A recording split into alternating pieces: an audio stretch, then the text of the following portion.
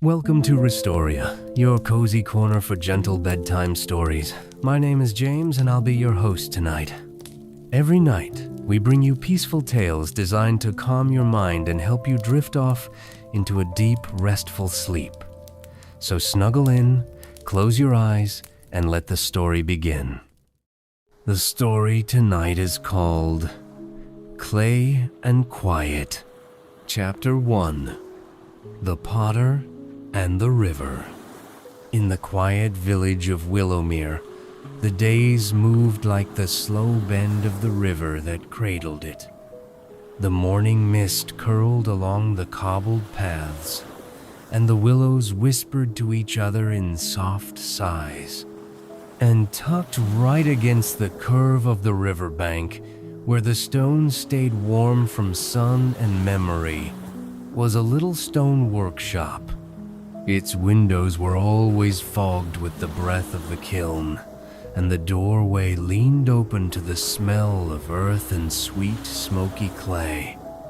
Inside, Oren worked.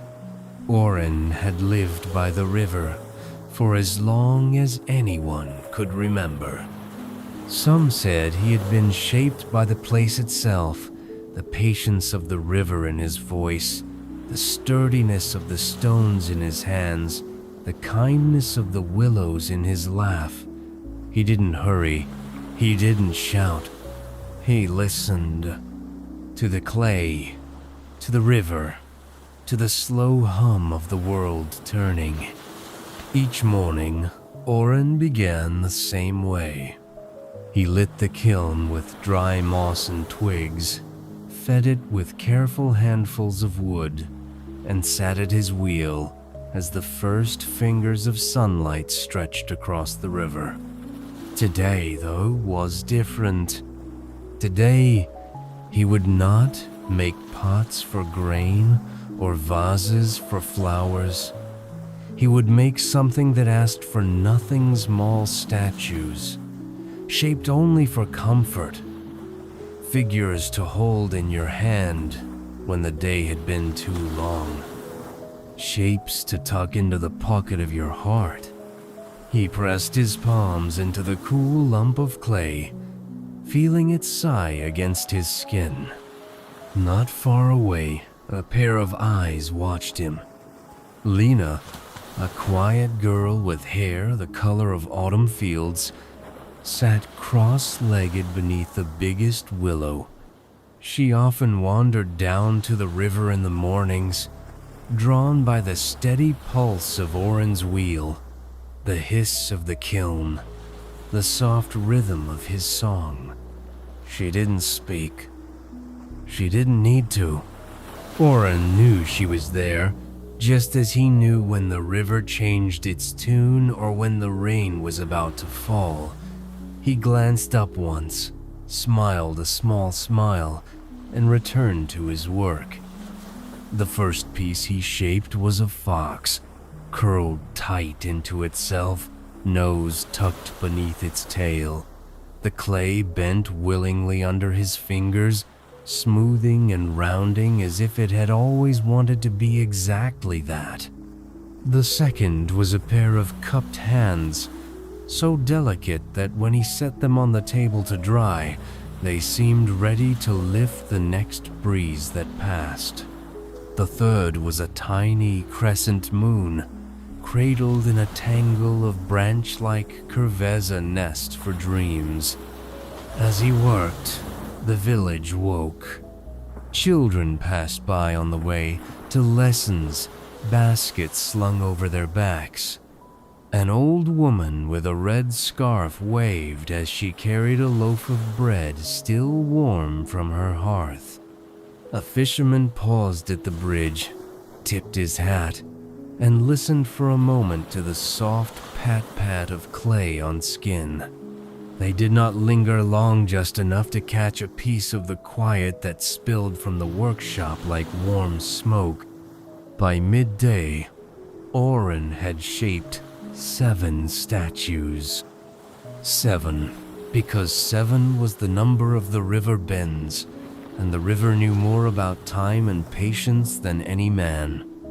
He set them on a wide shelf outside the workshop door, where the sun could touch them but not scorch.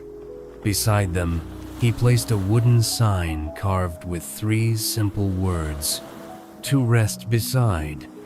Lena, still tucked beneath the willow, crept closer. She stood before the statues, her fingers twitching at her sides as if afraid to reach out. Oren said nothing. He only wiped his hands on a rag and leaned back against the doorframe, watching the river roll by. Finally, she lifted one the fox. It fit perfectly in her 2 hands, its curve snug against her palms. She smiled. Not the wide, shouting smile of a market day, but the soft, secret smile of someone who has been seen. Oren nodded to her once. No words. None needed. The river sang a little louder as if approving, and in the workshop behind them, the kiln whispered against its stones, patient and warm. Evening would come soon. The statues would dry. The villagers would come, one by one, and find their way to the river's edge. But for now, there was only clay and quiet and the soft place where they met. Chapter 2. Statues in the Sun.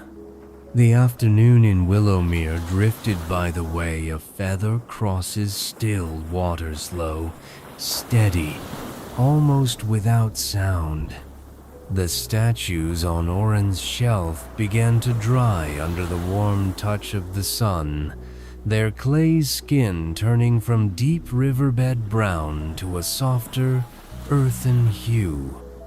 A gentle breeze carried the scent of wet stone and baked bread from the village, mixing with the ever-present breath of the kiln.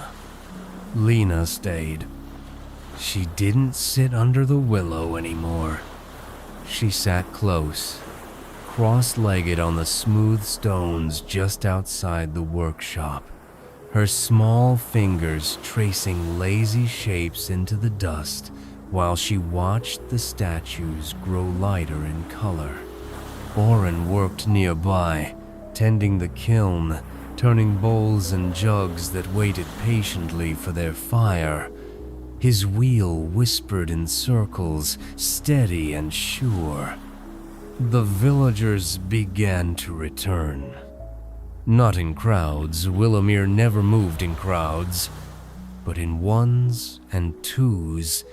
They wandered down the path to the river, drawn not by any notice or announcement, but by the slow magnetism of something made with care. An old man with hands like driftwood came first, leaning on a twisted walking stick. He settled onto the bench by the workshop and let out a long, satisfied sigh, as if the very air by Oren's door was heavier with peace. Then came a mother with her 2 sons, both sticky from honey cakes, wide-eyed and whispering. A baker's apprentice with flour in her hair. A woman who had once traveled far but chose to come home and weave baskets by the river.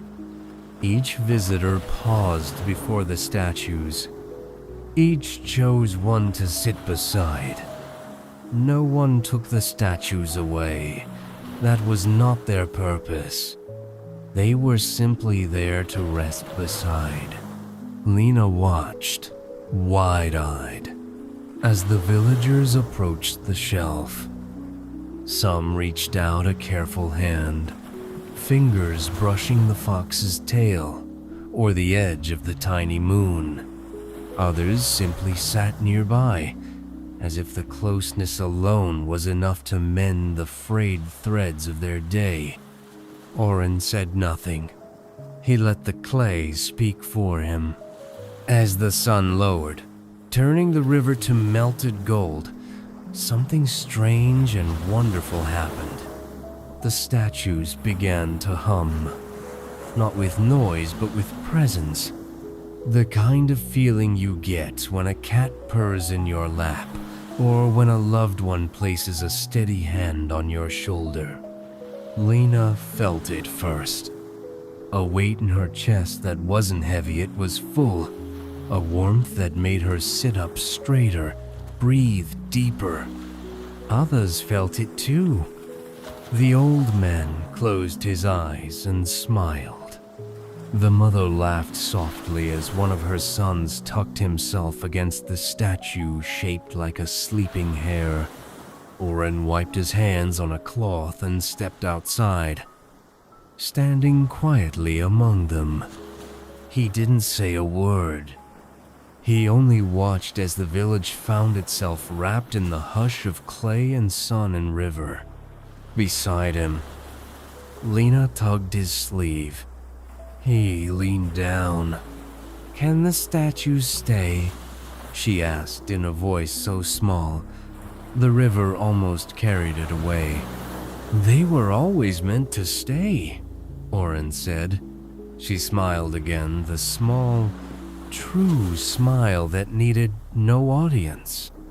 As the last light dipped behind the hills, the villagers rose slowly, brushing dust from their clothes, stretching limbs heavy with calm. They left the statues where they were. They left the hush behind too, but a piece of it clung to their shoulders, tucked into their pockets, carried home like a small, precious stone. Oren and Lena sat together as the stars began to prick the deepening blue above. The river slipped past, singing its slow song. And on the shelf, the 7 statues glowed in the twilight, as if the clay itself remembered what it was like to dream. Chapter 3. The Shelf by the River. Morning unfurled over Willowmere like a soft ribbon, trailing gold and mist along the cobbled streets and grassy paths. The village stirred gently, as it always did, but this morning felt different, as if everyone had slept a little deeper, breathed a little easier. Lena was the first to reach the workshop. She ran along the river path, her boots thudding softly on the earth, hair still mussed from sleep. When she reached the stone building, she slowed, stepping carefully toward the long wooden shelf where the statues waited. They were still there. The fox, its tail a perfect spiral. The moon, cradled in branches. The cupped hands, open and steady. And more the small bird poised as if about to leap. The curled sleeping hair, the circle of stars linked hand to hand. Each one seemed to breathe with the river mist. Oren was already at his wheel, turning slow circles of clay under his palms, his movements so sure and steady that Lena thought he might be spinning the day itself into being. She settled into her usual spot on the stones, knees tucked under her chin, watching. By mid-morning, villagers trickled down the path again. Not to buy, not to take, just to sit.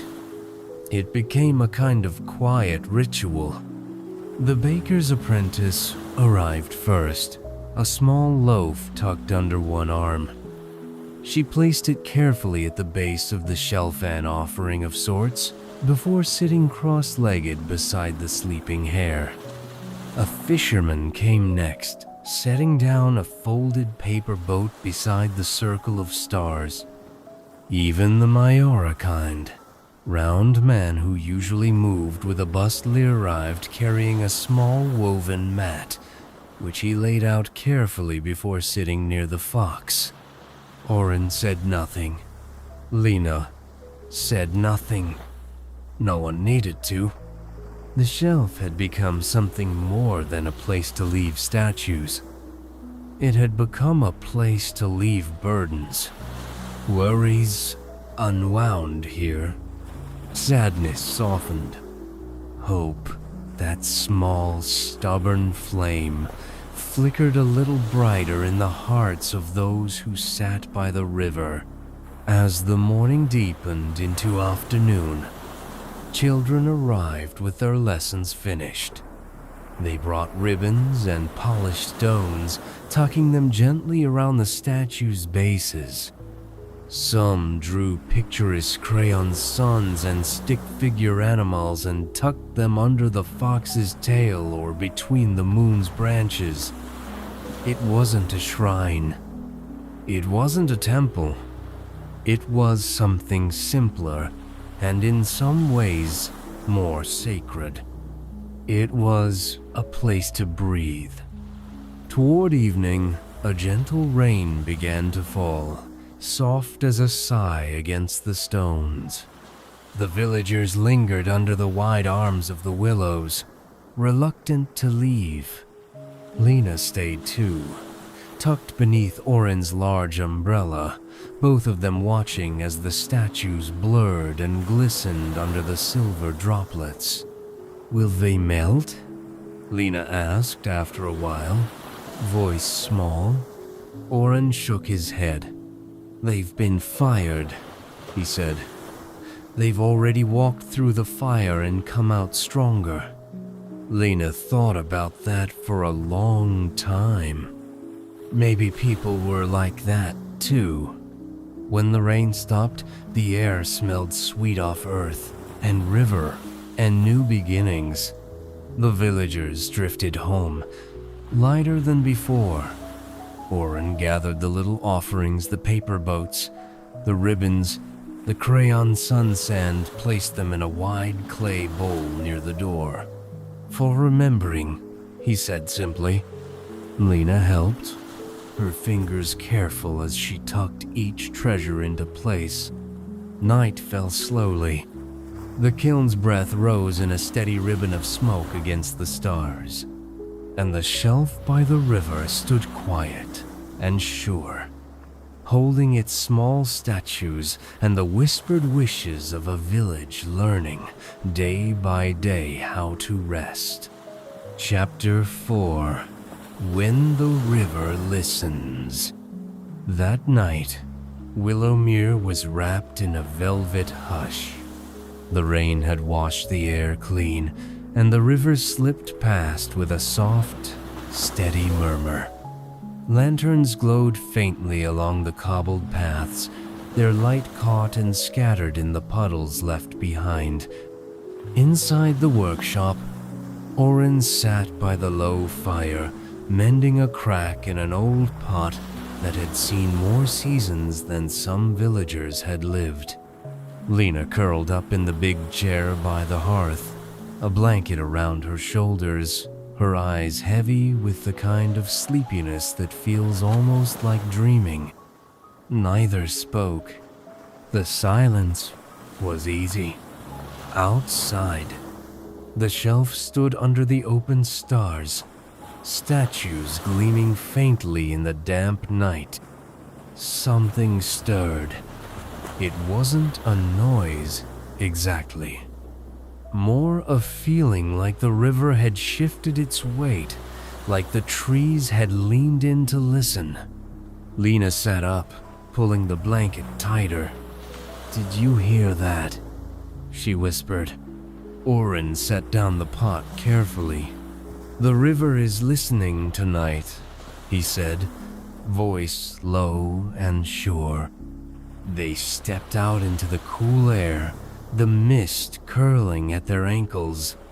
The shelf was just ahead, bathed in a soft silver light. Lena ran her fingers along the smooth back of the fox statue. It was still warm from the day, holding onto the sun the way stones sometimes do. As she touched it, a ripple spread outward, not in the water, but in the very air.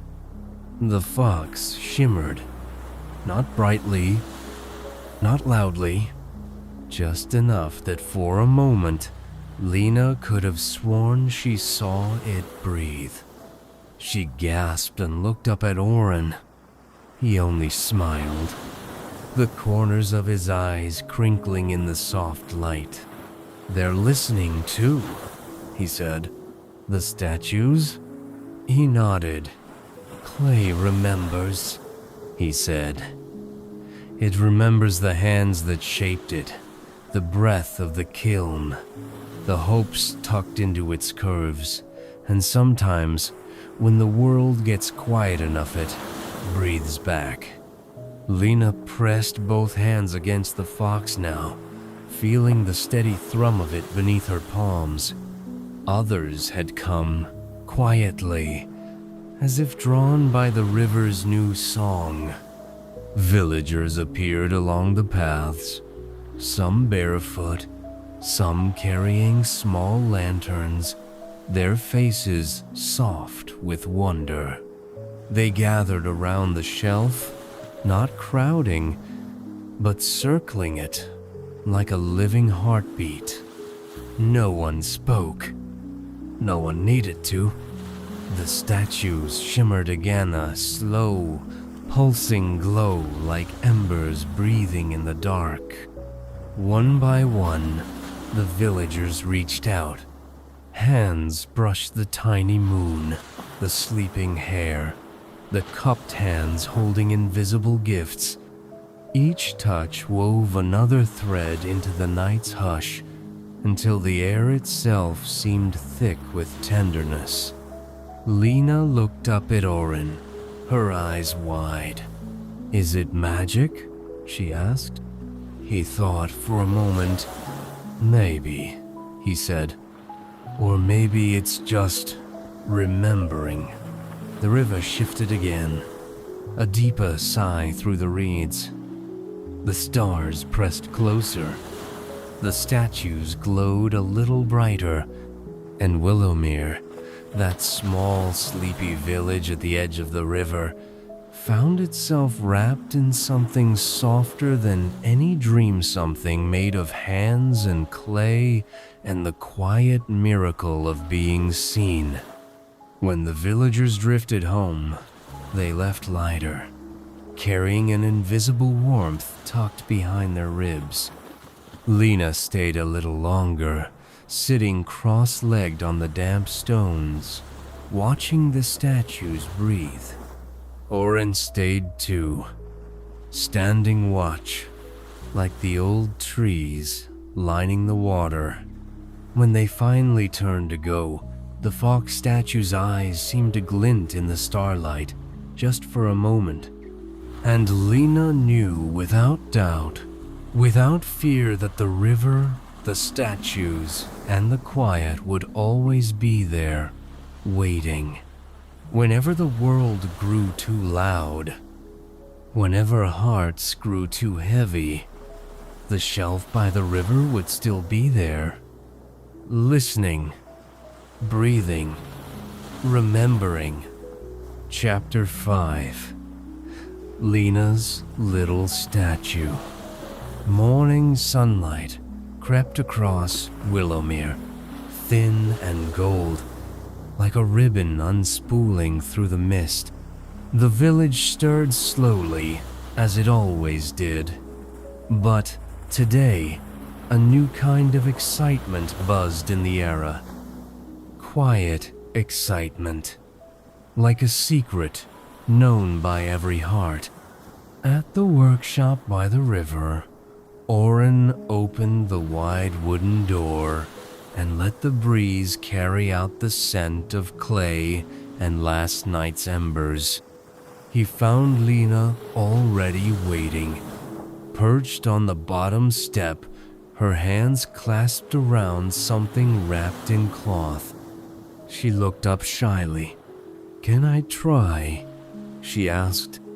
Oren smiled, the kind of smile that felt like stepping into a warm room after a cold walk. "Of course," he said. He set up a small table beside his wheel, smoothing a lump of clay between his palms and handing it to her. Lena turned the clay over in her hands, frowning in concentration. Around them, the river hummed its lazy tune, and the willow leaves whispered encouragements only they could hear. At first, Lena's fingers fumbled, pressing too hard, smoothing too much. The clay sagged in places, wobbled in others. She bit her lip. "It doesn't have to be perfect," Oren said gently, not looking up from his own slow work. "It only has to be true." Lena nodded, cheeks pink with determination. She started again, more careful this time, letting the clay guide her hands. She worked quietly for a long while, the world falling away until there was only the river, the smell of wet stone, and the soft breath of the kiln. Finally, she sat back. In her hands was a small figure of bird with wide wings, caught in mid-flutter. It wasn't symmetrical. One wing dipped lower than the other. The beak was a little crooked, but it looked alive. Oren leaned over and studied it, his eyes kind.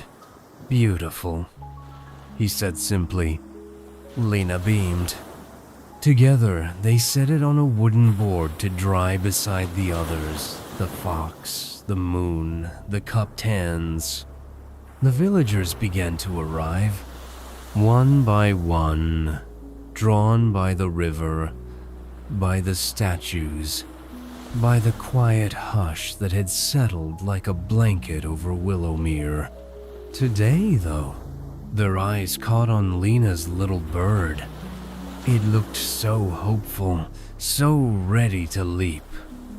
No one said anything. They didn't need to.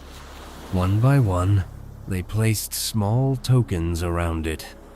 A smooth river stone, a braid of grass, a button polished to a high shine, each offering tucked gently around the bird's feet like blessings. Oren watched it all, with a soft pride thrumming behind his ribs. He hadn't told them to. The river had. The clay had. Lena sat very still on the step, hands clasped in her lap, eyes wide with wonder. The day drifted past, slow and warm. Children skipped stones across the river. Elders leaned against the willows, telling stories so old the trees themselves might have remembered. And always, the statues glowed gently under the sun, like the memory of a kind hand brushing your hair back from your forehead. As twilight deepened, Lena and Oren gathered the day's offerings, the stone, the braid, the button, and placed them carefully in the wide clay bowl inside the workshop. "Each one is a wish," Oren said. "For the bird?" Lena asked. "For the bird," he agreed. "And for you." She touched the little statue one more time, fingertips light as mist. Then she turned toward the river, watching the slow darkening of the sky, the deepening hush that folded over the village like a quilt. Tomorrow, there would be more visitors, more offerings, more quiet. But for now, there was only the river, and the clay, and the soft, sturdy hope of a small bird with crooked wings ready to leap into the dreaming sky. Chapter 6. Under the First Stars. The first breath of autumn slipped into Willowmere on a velvet evening. It wasn't a loud arrival. No sudden winds, no snapping cold. Just a faint crispness to the air, a sharper scent from the river, and a scattering of gold coins among the willow leaves. The village welcomed it the way they welcomed everything, softly, slowly, with hands full of warmth. By the time twilight deepened, the shelf by the river had gathered a new handful of visitors. Lanterns floated above the path like small moons, each one tied to a post with a bit of homespun rope. Oren and Lena sat side by side on the low steps of the workshop, a blanket shared across their knees, watching the villagers settle.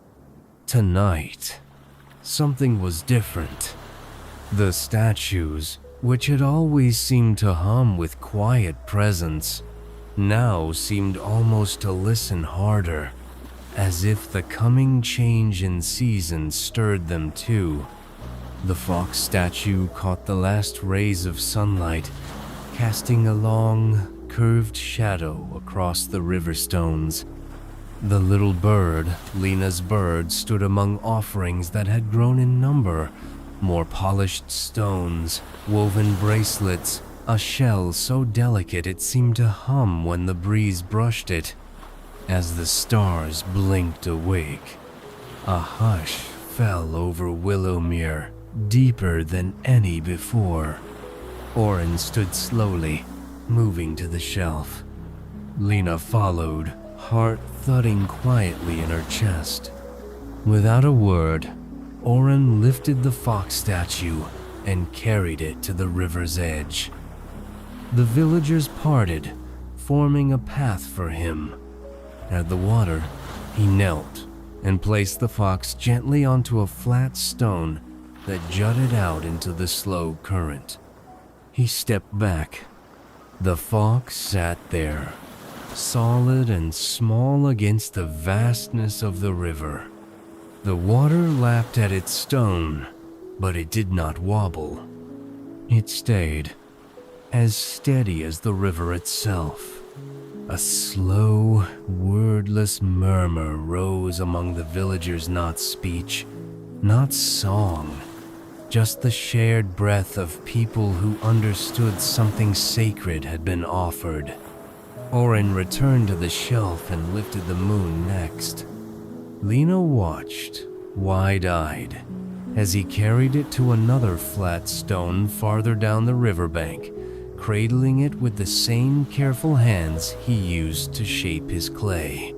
One by one, the statues were moved, each placed not in the river, not given to the current, but set along its banks like a line of guardians. When he came to Lena's bird, Oren paused. He knelt before her, the small statue in his wide, sure hands. "Would you like to place it?" he asked. Lena nodded, throat tight with a feeling too large for words. She took the bird carefully and walked to the water.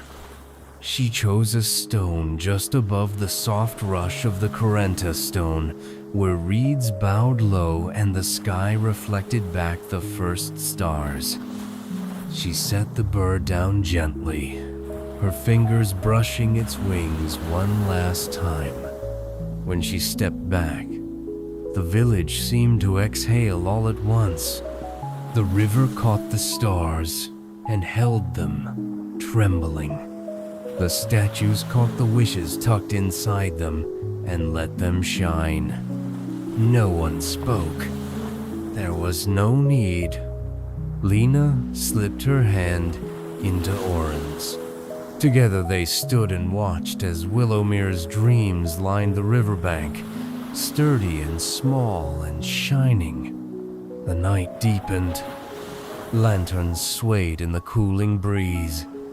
The villagers stayed long after the last light faded from the sky, sitting on stones, leaning against each other, breathing in the slow miracle of it all.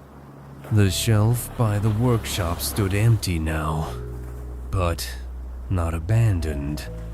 It waited, just like the river, just like the statues, ready to catch the next dream, the next breath, the next small hope offered with careful hands. And above it all, the first stars of autumn kept watch, blinking slow and sure, as if promising that this peace, this hush, would never truly be lost. Chapter 7. A Shelf for Every Season. The next morning, Willowmere stirred under a pale autumn sun. The river rolled slow and sure, its banks lined now with tiny statues, each one a quiet sentinel catching the warmth of the day. The shelf by Oren's workshop stood empty, but it didn't feel lonely. It felt expectant. Oren and Lena stood together in the doorway, sipping tea from wide clay mugs, watching the villagers wander the paths with hands in pockets and heads tilted up toward the clean blue sky. After a while, Lena set her mug down carefully and tugged Oren's sleeve. "Can we make more?" she asked. Oren smiled. That soft, crinkled smile that said yes without even needing to use words. They set to work. This time, they invited others. The baker's apprentice, dusted in flour. Chapter 7. A Shelf for Every Season. The next morning, Willowmere stirred under a pale autumn sun. The river rolled slow and sure, its banks lined now with tiny statues, each one a quiet sentinel catching the warmth of the day. The shelf by Oren's workshop stood empty, but it didn't feel lonely. It felt expectant. Oren and Lena stood together in the doorway, sipping tea from wide clay mugs, watching the villagers wander the paths with hands in pockets and heads tilted up toward the clean blue sky.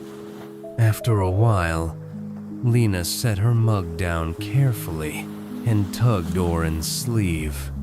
"Can we make more?" she asked. Oren smiled. That soft, crinkled smile that said yes without even needing to use words. They set to work. This time, they invited others. The baker's apprentice, dusted in flour. The fisherman's son, palms smelling faintly of riverweed. The weaver, the candle maker. The old woman who told stories that bent the very air with wonder. Each took a turn at the wheel or shaped a piece of clay by hand. Some made animals, a curled cat, a leaping fish, a bear cub asleep.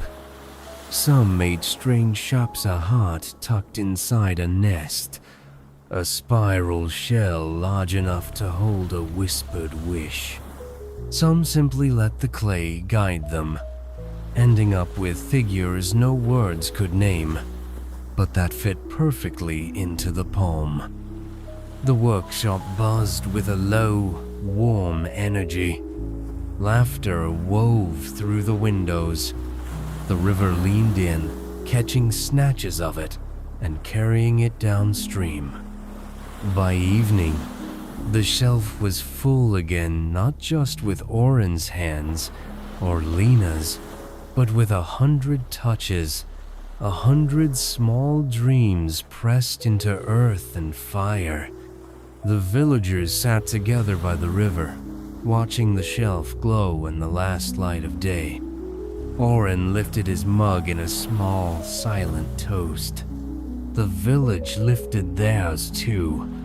And that night, under a moon wide and bright as a held breath, Willowmere decided that every season they would fill the shelf anew. Not with things to sell, not with things to boast, but with things to rest beside. Statues shaped by patient hands, statues shaped by the river's slow song, statues shaped by the simple, stubborn hope that there would always be a place to sit, to breathe, to be held by the quiet.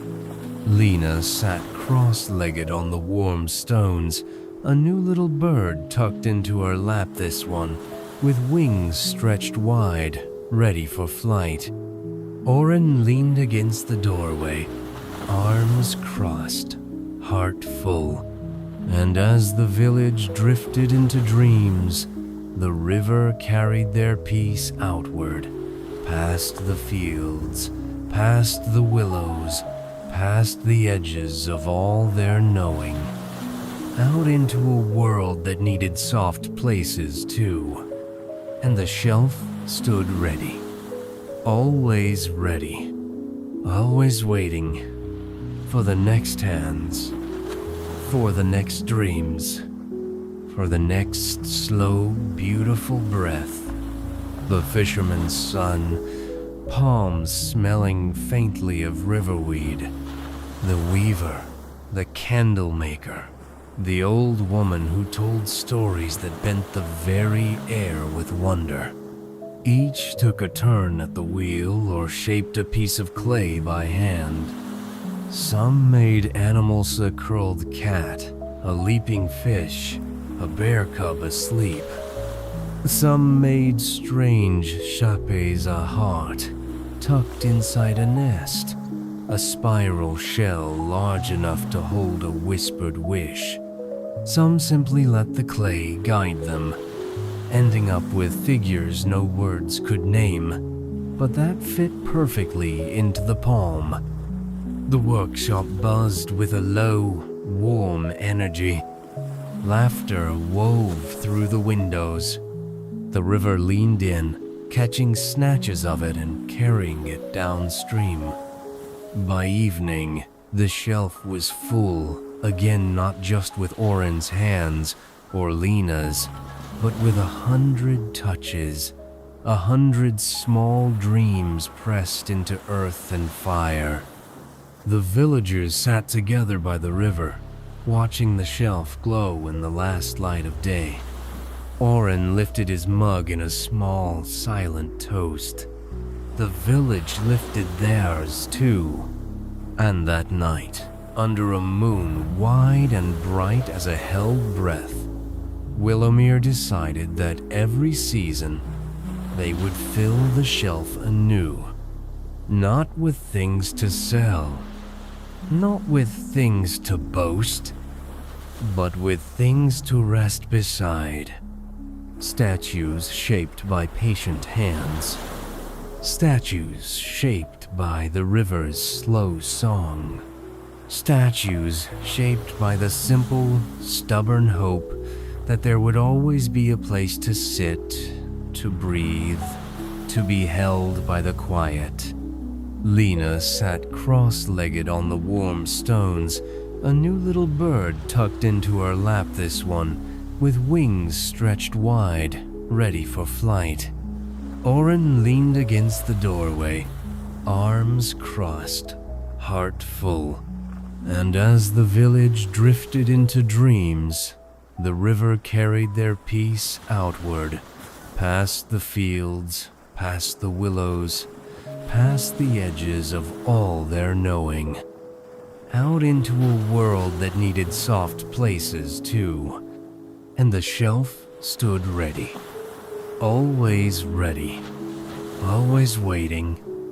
for the next hands, for the next dreams, for the next slow, beautiful breath.